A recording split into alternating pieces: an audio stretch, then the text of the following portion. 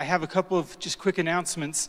First of all, I want to apologize for the setup behind us today, but this is also an advertisement for the cultural events that you attend as part of this class.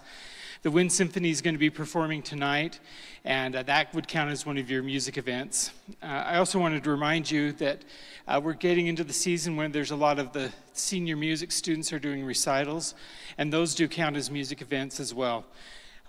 There's another play coming up this semester, planetarium shows, all sorts of things that count. If you have any questions about what counts or not, send me or one of the TAs a quick email. But remember, you need to attend 3 cultural events during the semester and fill out those surveys. Also, as you're looking at the grades in Canvas, just remember that I've dropped now your 2 lowest grades, and if you have attended every time, that means the computer's dropping times that you have attended, and that will be just fine as well. But to pass the class, remember you need to have 10, you need to attend 10 of the 12 presentations and turn in surveys for those 10 that you attend. If you do extra, that's just fine. So if you have any questions about where you stand in the class, let me know too. I'm really excited for our presenter today. Utah, for maybe 20 years or so, has had a designated poet laureate. The United States has this as well.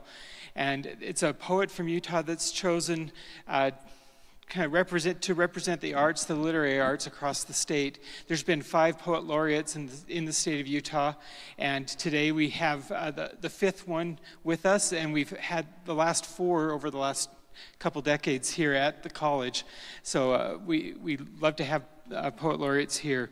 I want to, before I introduce our speaker, I wanted to share a quote and give you something to think about as you're listening today. This is something that John F. Kennedy said in a letter in 1960, so quite a while ago. But he's talking about literary arts here, and well, more than just literary arts. He said, "There's a connection, hard to explain logically but easy to feel, between achievement in public life and progress in the arts. The age of Pericles was also the age of Phidias. The age of Lorenzo de Medici was also the age of Leonardo da Vinci. The age of Elizabeth was also the age of Shakespeare." So he's arguing there's a connection between the state of our democracy and the state of our arts. So if you're on this side of the room during the presentation, and perhaps when you're filling out a survey afterwards, I'd like you to be thinking especially about the technique that you see illustrated in the poetry that you're going to hear today. Remember last week we had a cappella group, and we saw the guy who did the beatboxing and that amazing technique for doing that. I want you to watch there'll be a different type of technique, but equally impressive. And if you're on this side of the room, I'd like you to be thinking about the idea of being a human and how the poetry that we're going to hear, it gives expression to some of the experiences we have just as being human, as being part of our species. And you can talk about that in the Q&A, or you can mention that in your surveys, but that's something to just be watching for. So our speaker today is Paisley Rekdal, and she's the author of a book of essays, The Night My Mother Met Bruce Lee, which I love that title, a hybrid genre photo text entitled Intimate, and 5 books of poetry.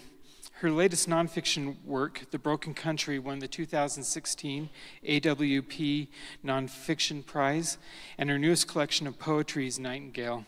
She's received many fellowships, including from the NEA, National Endowment for the Arts, the Pushcart Prizes, and the Fulbright Fellowship, as well as various state art council awards. And as I mentioned, she's the Utah Poet Laureate and teaches at the University of Utah. Will you please join me in welcoming Paisley Rekdal to the stage?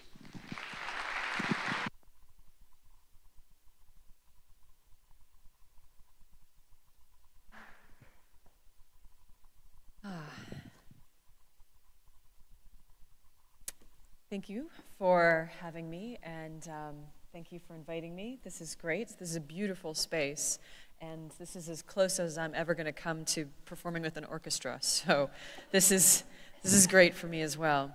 I'm going to read a selection of poems from my last 3 collections of poetry, And then I'll break to give you guys a Q&A session if you have any questions and stuff like that. I know you have to be out by 1:20, so I'll be done before that. This is the first poem in my collection, Animal Eye. Why Some Girls Love Horses. And then I thought, can I have more of this? Would it be possible for every day to be a greater awakening? More light, your face on the pillow with the sleep creases rudely fragmenting it. Hair so stiff from paint and sheetrock it feels like the dirty short hank of mane I used to grab on Dandy's neck before he hauled me up and forward. White flanks flecked green with shit and the satin of his dander.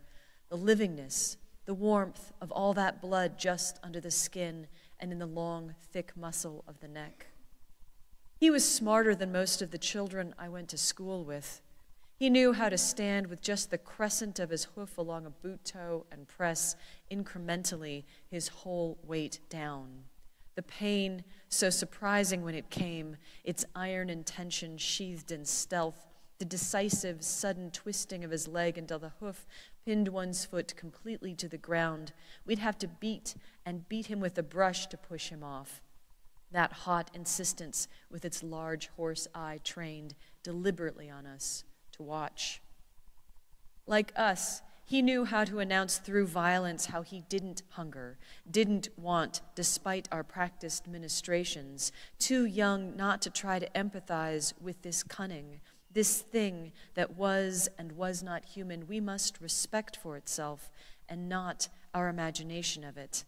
I loved him because I could not love him any more in the ways I taught myself, watching the slim bodies of teenagers guide their geldings in figure eights around the ring, as if they were one body, one fluid motion of electric understanding I would never feel working its way through fingers to the bit. This thing had a name, a need, a personality. It possessed an indifference that gave me logic and a measure. I too might stop wanting the hand placed on back or shoulder and never feel the desired response. I loved the horse for the pain it could imagine and inflict on me.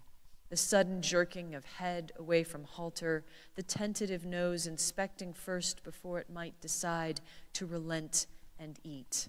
I loved what was not slave or instinct, that when you turn to me, it is a choice. It is always a choice to imagine pleasure might be blended, one warmth bleeding into another as the future bleeds into the past. More light, your hand against my shoulder. The image of the one who taught me disobedience is the first right of being alive.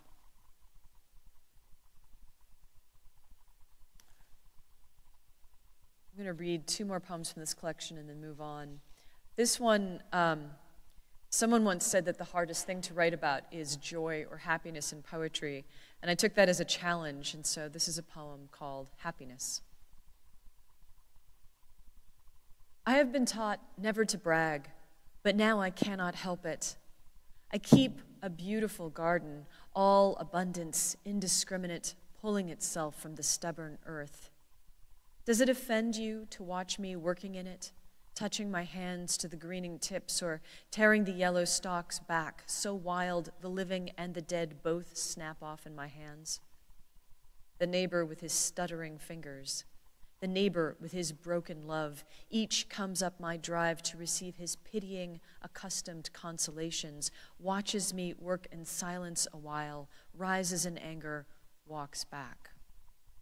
Does it offend them to watch me not mourning with them, but working fitfully, fruitlessly, working the way the bees work, which is to say, by instinct alone, which looks like pleasure?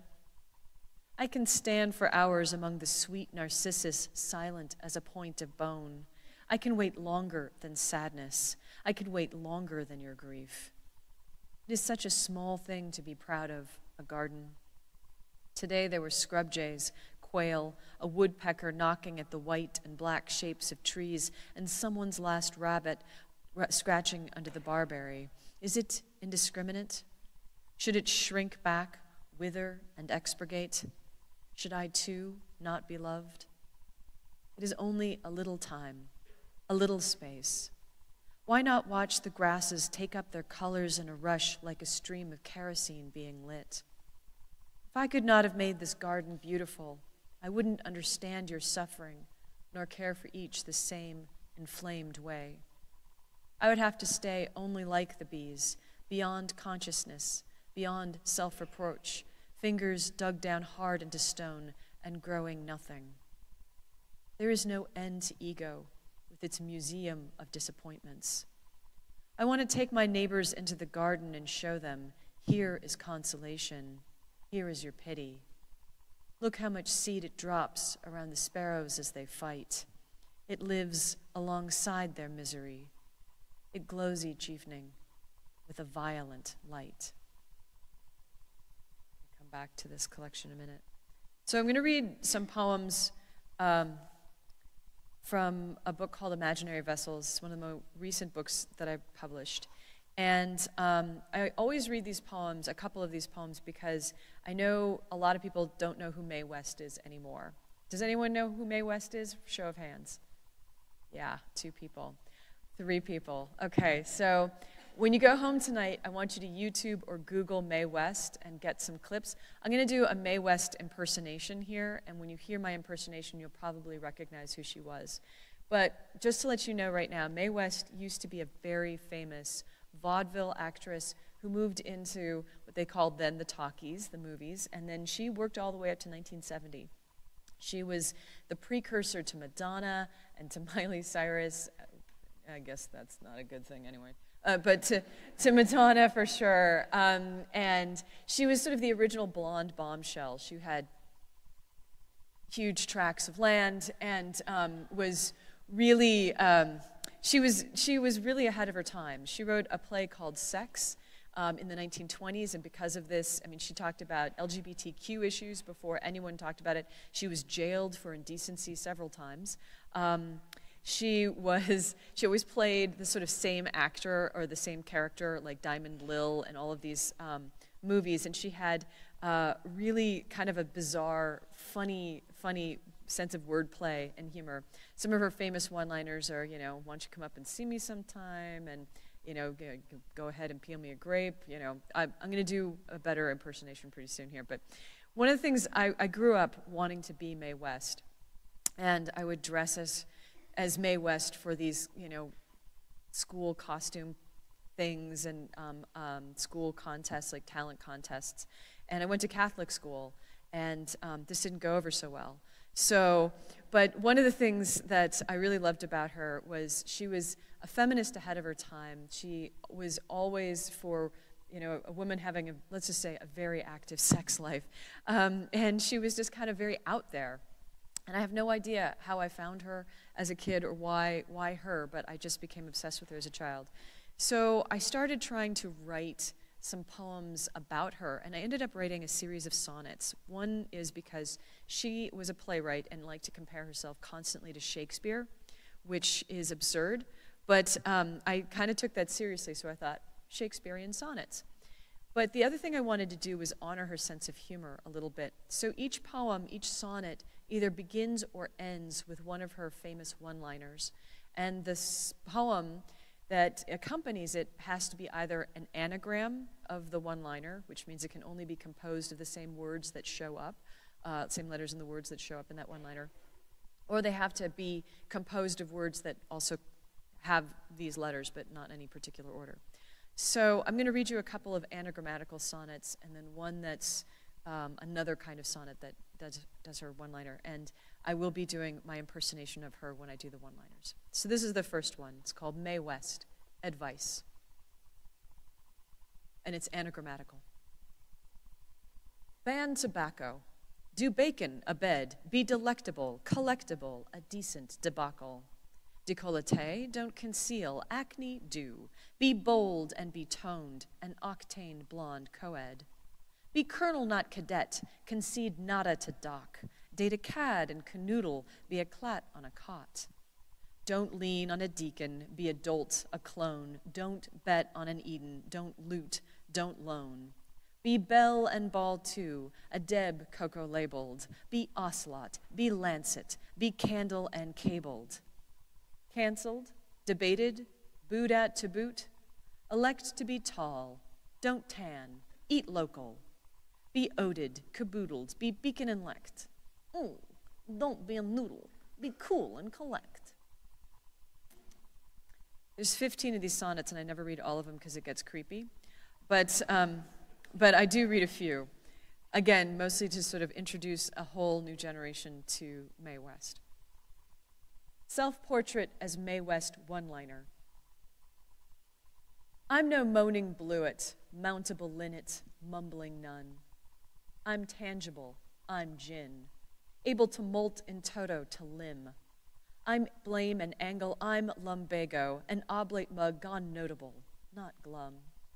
I'm a taboo tuba mogul, I'm motile, I'm nimble. No gab ennui, no bagel bun boat, I'm one big megaton bolt, able to bail men out.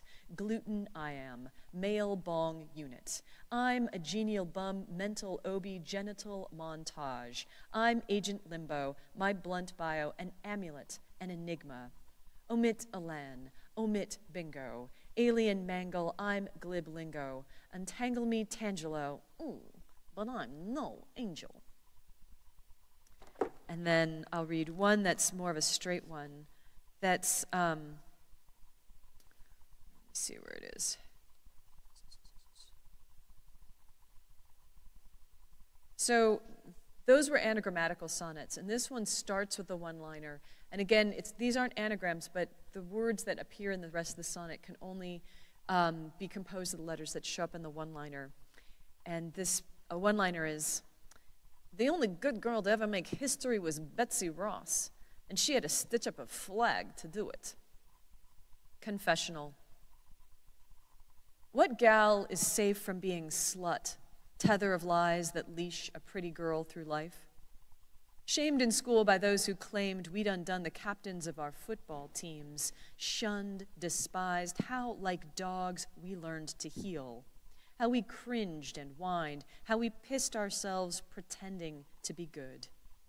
Oh, but to insist beneath the artificial rules, a realer artifice named I might thrive, one capable as May of jokes so bright, they'd split the world to its brutal truth.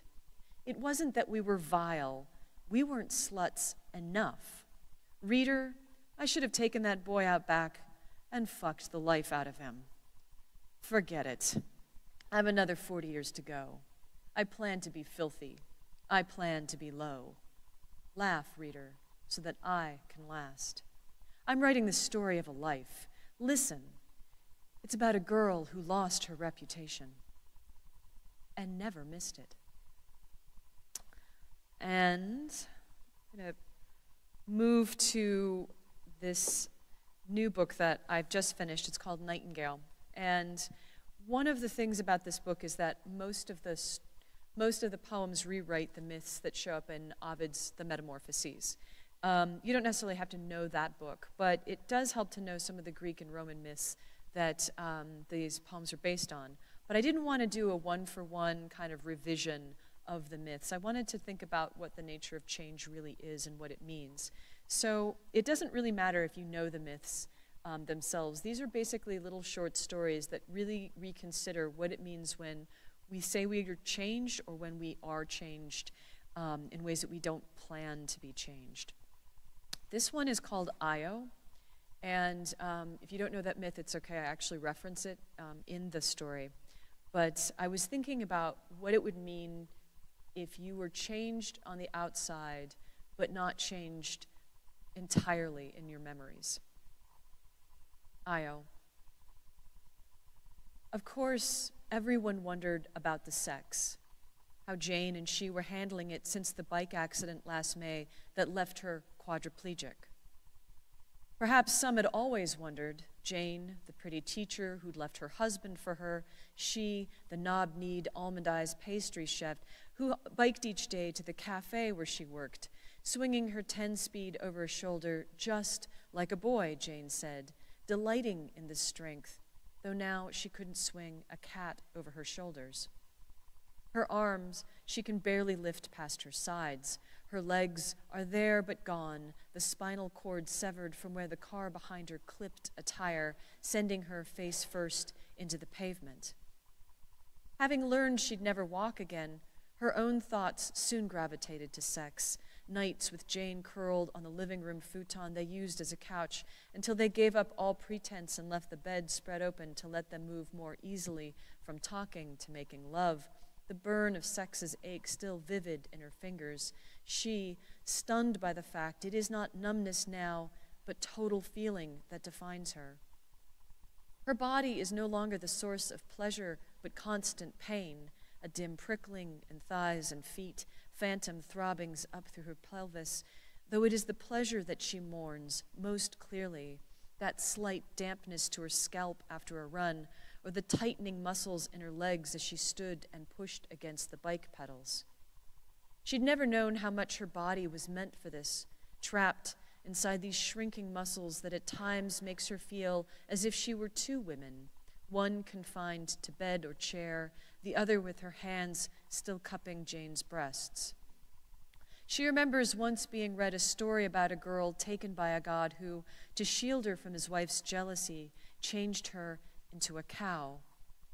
The tale was meant first either as a moral or a comedy, she can't be sure, only that the girl never stopped hating her broad silk flanks, her viscous nose, the head double weighted down with horns. Even her gentle, chime-like lowing only masked her human cries, a hunger she could never satisfy with grass. The horror, she tries to explain to Jane, is not that she has changed, but that she can't change entirely. Memory makes some part of her stay always the same, and when she looks at Jane reading on the futon refolded back into a couch, she cries. Jane, to comfort her, insists her desire for her is exactly the same, but it cannot be the same desire. It is an old desire locked inside a new body, one of clumsy, twisted fingers, shriveled legs, bed sores. Even Jane is not Jane anymore to her, her skin papery where once she felt plush, no more sandpaper rasp to the armpits, legs. She even tastes less musky, as if her very tongue has dulled. Jane tells her she's become more soulful, considerate, as if to make her differences some new reward, though this only enrages her. Better that one day she wakes to find all memory gone, so that she might inhabit this new body perfectly, wanting what she's always wanted, a whole self without any sense of loss, even as she knows loss would always have come for her. It was built into the equation of any body, the waning mind, waning desire, the flicker of a life just fading into the distance. What are you reaching for, honey? Jane asks now, as she shifts slightly in her chair and holds out a glass of water to her twitching fingers, which she takes quietly, as if all along this was what she'd been reaching for.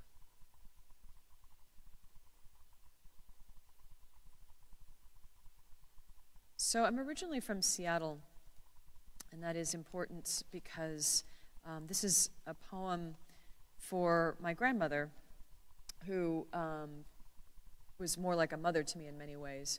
And she died fairly recently. She was able to undergo euthanasia. She was able to make that choice, and that's important for the understanding of the poem. This is a poem for her. The Wolves. It was the week of asking to watch her eat, asking if she understood the doctor's questions, asking her to explain the difference again between wanting to die right now and dying later. The tumor making certain answers unquestionable.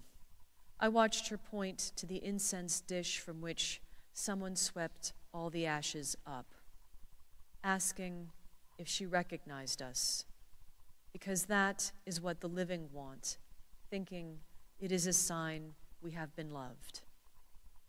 But the answer was a summer drive, a mountain, piles of leaves beneath which a wolf slept, suckling her cubs.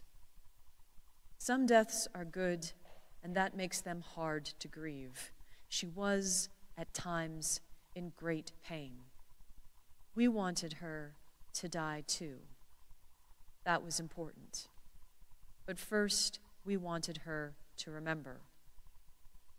From the bed, a finger pressed into its pile of leaves, gray haunch, unmovable ashes. I didn't want to disturb their tableau, she told us, and drifted off. And we did not know the meaning behind this. The wolves must have looked so comfortable to her, wordless, and in this wordlessness, perfect. Did she want to go there too? I could point to the image and say, my father must be in there, my uncle. Or, the wolf is you. You are still the mother, as if necessary to name that self at the end of its world. An animal cry, memory. That was our selfishness, as death was hers. She insisted upon it, and why not? It was good for me to get a chance to know you, she said, who had known me my entire life. Then the pills, a small handful, crushed into juice. She was happy then. We all were, or said we were. What is the difference now?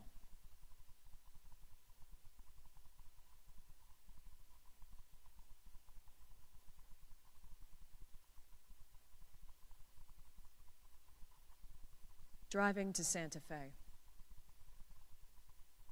Quick swim up through the headlights, gold eye, a startle in black, green, swift glance raking mine. A full second we held each other, gone. Gone. And how did I know what to call it?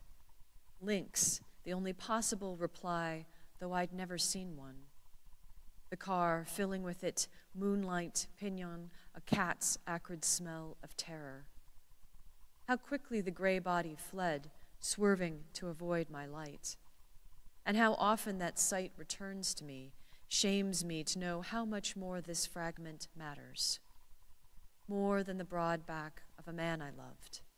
More than the image of my friend, cancer-struck, curled by her toilet. More than my regret for the child I did not have, which I thought once would pierce me utterly. Nothing beside that dense muscle, faint gold guard hairs stirring the dark. And if I keep these scraps of it, what did it keep of me? A flight, a thunder, a shield of light dropped before the eyes, pinned inside that magnificent skull only time would release, split back, fade, and reveal. Wind would open him. Sun would turn him commonplace, a knot of flies, a rib cage of shredded tendon, wasp nest fragile. The treasure of him like anything gone. Even now, I thumb that face like a coin I cannot spend. If something in me ever lived, it lived in him, fishing the cold, trout-thick streams, waking to snow, dying when he died, which is a comfort. I must say this, otherwise I myself do not exist. It looked at me a moment, a flash of green, of gold and white, then the dark came down again between us. Once I was afraid of being changed. Now that is finished. The lynx has me in its eye. I am already diminished.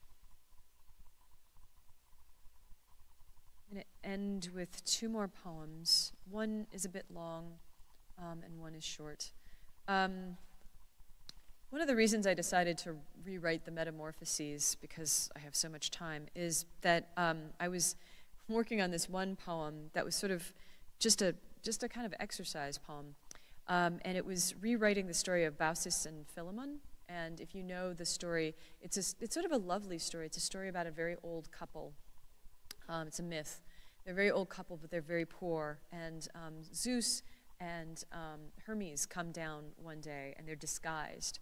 It's a very kind of archetypal story. They're disguised as humans, and they come and they visit this old couple, and the couple, out of the generosity of their heart, kill their last chicken and use up all the last wine, all the food that they have to serve these guests. And the gods are so moved by their generosity, they say, we'll give you anything you want. And they reveal themselves as gods. And the old woman says, well, we are so in love. We've lived together our entire lives. All we want to do is die together. And so the gods turn them into an ever, blooming myrtle. And it's a beautiful story. It's a story of change that is one that's a reward, which is not usually the way that changes happen in the Metamorphoses. So I rewrote the story and contemporized it very much, but I was thinking a lot about a family story, my husband's family story. My brother-in-law has had problems with drugs and alcohol, and to think about the effect that that has had on the family. So this is a poem about that. Baucis and Philemon. That there was a story of a girl who changed into a tree to save herself from love, the woman now recalls, standing in the doorway of her guest bedroom staring at her son. It's Friday, late afternoon, the time during which their son usually appeared, hair stuck in greasy feathers to his scalp, leaving a trail of small and large things missing behind him, a silver salt shaker, a laptop tablet, so that even now her husband's mouth hardens whenever their son's name is mentioned, though it's been years since these appearances. Their son has started up a business tutoring high school students. He said he's found some sort of group, gone back to school, and it's true they rarely see him anymore, which is why it is so startling to find him now asleep in the guest room which used to be his sister's. There are still pictures from a horse camp framed in the wall, his black jacket neatly folded over a chair. His white shirt is half rolled up his stomach like a child's. She can see bruises dappling his ribs and arms, and this, rather than making her shake him awake, keeps her peering at him, watching the thin chest rise and fall, the sink of his stomach like that of some starved animal, though the more she looks, the more she thinks it is her husband's face she sees there. There is his slack and opened mouth, the shut eyes that flinch in sleep. The large, almost ugly hands are her husband's, as are the long legs sprawled atop the sheet embroidered with birds. For a moment, it is her husband's death she sees in him, and knows, suddenly, whether out of love or fear, how much she does not want to survive this. All those years together guarding the boy against his moods, depressions at school, at home, violent outbursts against his sister. What new erosions of his mind would they now be witness to? And what will be her own future, she wonders, picturing herself and husband twined like snakes in a field or dissolved inside a cloud of smoke, a thunderclap of embroidered birds.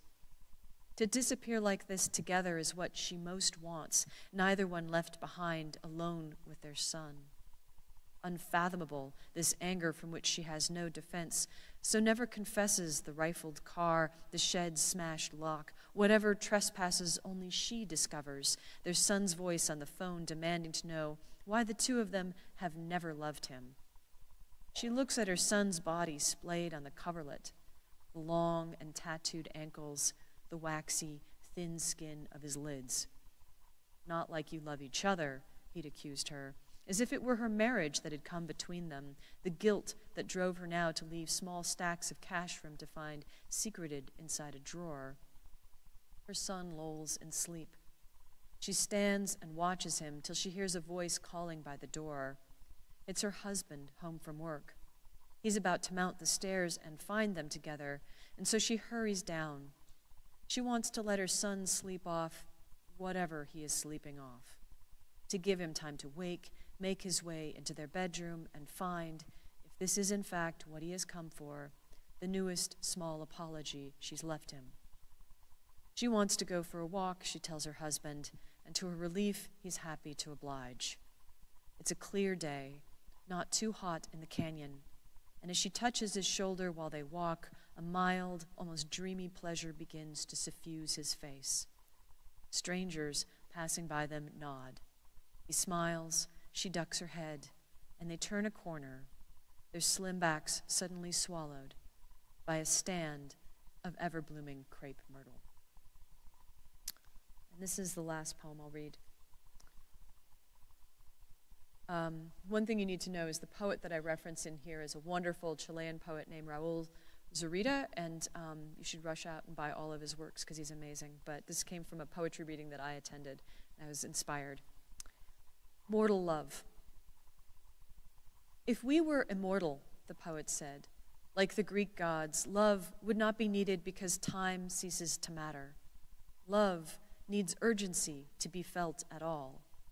At which point I left the hall, hurrying home to cook us dinner and change the sheets, to sit a moment and rest before you came back home to me, thinking all the time of the gods in our stories who, even with eternity to spare, loved, which brought them into the human realms of war and murder, the chaining of lesser beings in pits of flame, the skinning of rivals, and the creation of children, sometimes beautiful, sometimes monstrous. The need for the shapes and skins of animals to disguise their desires, meaning the gods knew guilt too, and shame and jealousy. They knew, as we tell ourselves, about all the human emotions in which love is rooted. Self-love and love for spouses, daughters, sons, other people's wives, the love for ex-lovers too, those secret old needs flamed out, but the ashes nursed out of respect for the failure. The gods loved because we wanted them to be like us. No, it is not an excess of time that would keep them from feeling it.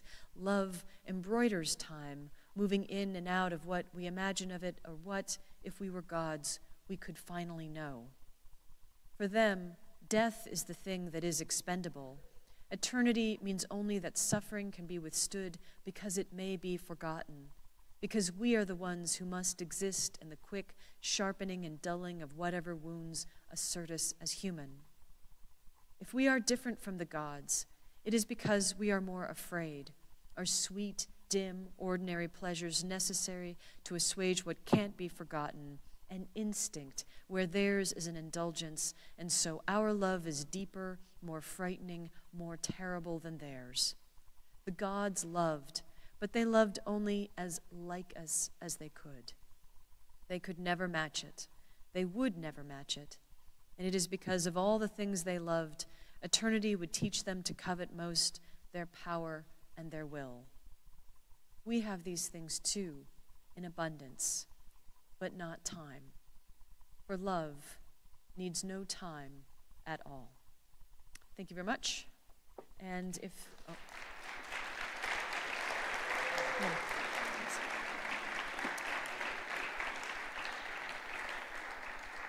If you have any questions, I know that there's a Q&A thing. I'm more than happy to take any questions you have. Anything I read? Anything I didn't read? Mae West?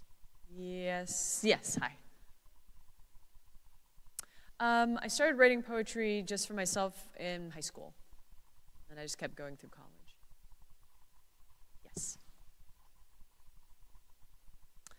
Well, yeah, I feel like the last class I told everyone to travel as much as possible. I still stand by that, traveling as much as possible.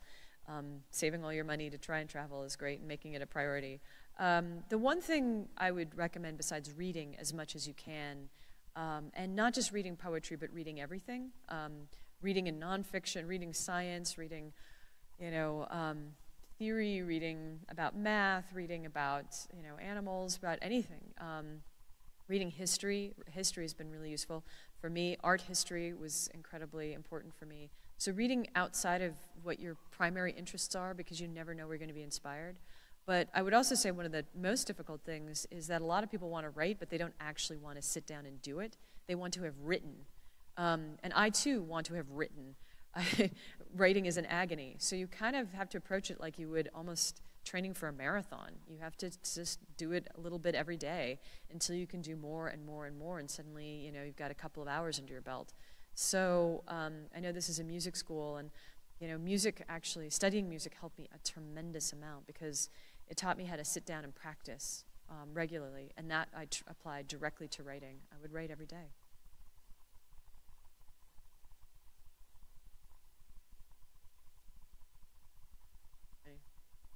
Yes.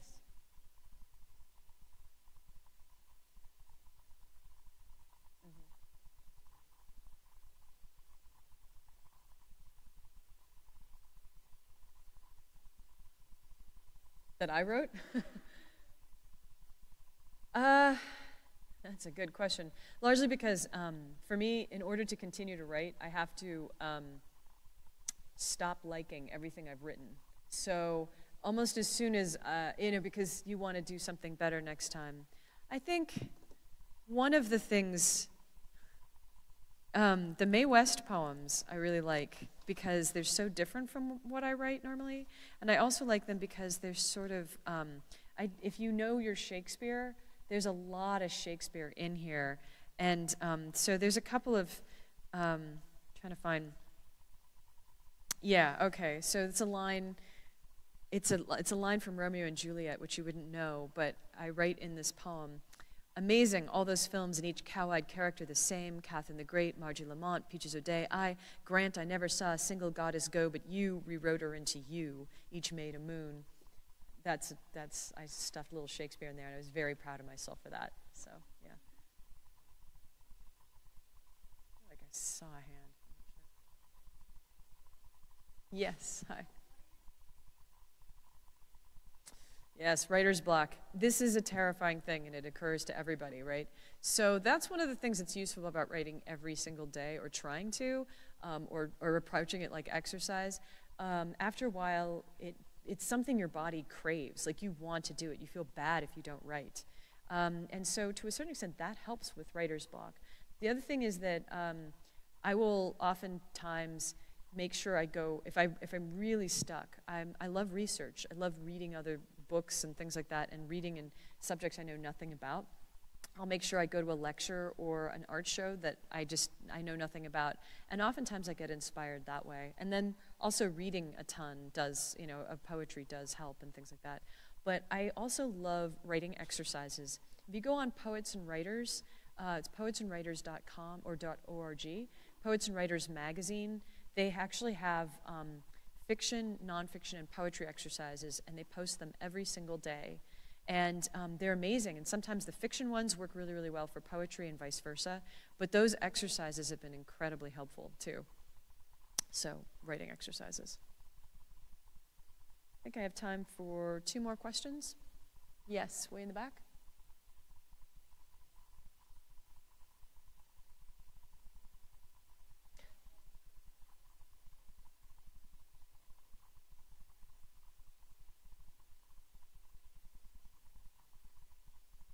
For feminism? Yeah. Well, I mean, when I say this with a complete, it's actually true. There's no part of my life that could have been achieved without feminism. The fact that I'm literate, the fact that I'm a writer, the fact that I can inherit property, the fact that I can have my own bank account, the fact that I can drive, the fact that I can vote, the fact that, I can or decide not to have a child, the fact that I have a job, the fact that I can be promoted, the fact that I can be paid equally, the fact that I can play sports, the fact that I could play sports in college or high school if I had wanted to do that. All of these things, I mean, there is not a single aspect of a woman's life that has not been shaped and touched by feminism. And I think that's something that we forget. We have this idea that feminism is somehow about division or hating men, or that feminism is asking for some sort of special favor or something like that. No, I mean, everything that you are and enjoy and do and everything you hope to be and become, that is because of feminism. And so when I think of myself as trying to embody feminism, it's not hard. I think all of us embody feminism. All of us do, whether we believe we embody feminism or not. We are a product of feminism. And I think to remind people of that is incredibly important, and to remind my students of that so that they can, and to also show them the different writers throughout history, women and men who have been speaking about these sorts of things, is also incredibly important. Mae West is also, I will say, a complicated figure for me, because as much as she is a feminist icon, there are aspects of her feminism I disagree with. And that, too, I think is a really important thing. Feminism doesn't just mean one one way of seeing the world. There are many different types of feminism out there, and we're all part of a large conversation about what equality, what economic equality, what racial equality, what sexual equality, what gender equality means. And so being able to speak to, read, disagree with also other feminist icons and writers out there is also, I think, a very important feminist act. It's a great question. Someone else had a, yes?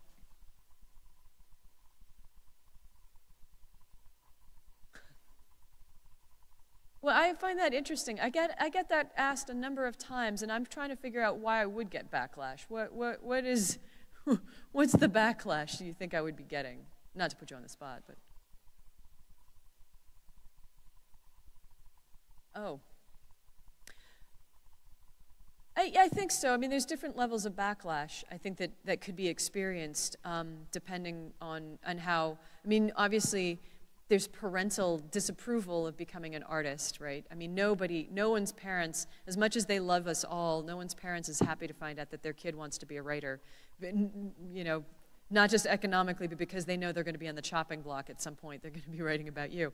I would not want to have a child that wanted to be a writer either. So there is obviously that sort of backlash, that sort of disappointment. But, you know, if you love it, you're just going to do it. And unfortunately, that's just the case. Social backlash. I'm biracial. I write in a lot of, I've written nonfiction books very explicitly about, biracial identity, and I've never gotten any backlash from that that is meaningful to me. That's not to say that I haven't gotten some sort of backlash.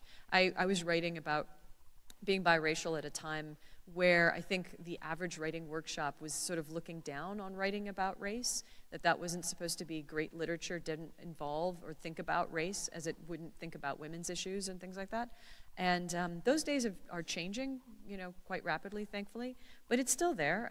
But I don't take that seriously because I think that's a very ahistorical way of reading literature, and I think it's just wrong-headed. We've always been writing about race, and we've always been writing about sex and gender and all these sorts of things. Anyway, so, but then there's also, I guess, a kind of backlash in terms of, like, if I'm writing about something that people just disagree with politically, and I haven't had that yet, so, but, this is the great thing about being a poet. No one's reading you anyway, so. And that pretty much is it. So thank you very much for coming, and have a good day.